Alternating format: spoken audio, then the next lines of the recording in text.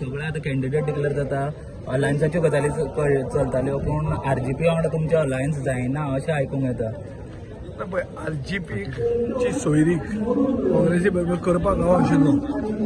ताजे मागीर RGP तांचे कडेन ऑन देअर ओन उलोवपाचें चालू दवरलें. बेसिकली ते जे सीट मागताले ते तांचे कडेन उलयताले.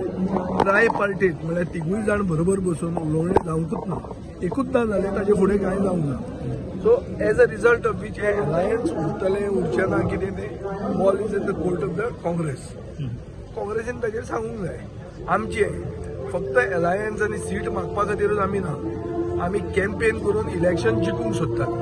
म्हणून आमी आमचे कॅन्डिडेटाक घेवन ऑलरेडी काम सुरवात केल्लें आहा आनी अलायन्स जातलें. आनी ताचेर जें कितें आमी उलयलां ताचेर म्हाका थोडी खात्री आहा की अलायन्स काँग्रेसी बरोबर आमचे जे 2022 पयलींचे अलायन्स आसा हे उरूंक जाय अशें म्हाका दिसता. आनी जर तेंय तुटपाचें आहा जाल्यार आमकां आनी म्हाका सांगचें पडटलें तांचे सेंट्रल लिडरशिपान हे अलायन्स केल्लें.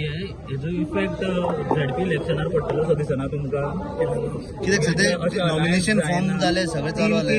वेगवेगळे ऑपोजिशन आता आमी पळोवपाक वता जाल्यार काँग्रेस इफेक्ट जावचो न्ही म्हणून अलायन्स करपाक आमी फुडें सरिल्ले न्ही.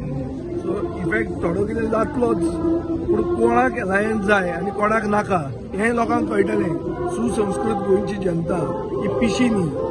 आमकां खबर आहा की कोणें इनिशिएटीव घेतिल्लो, कोणाक एकवट जाय. आनी हांवें आज गोंयच्या सायबा कडेन वचून मागलां की बरी मत दिवची की सगळ्यांनी एकवटान गोंय उरला तें राखचें न्ही.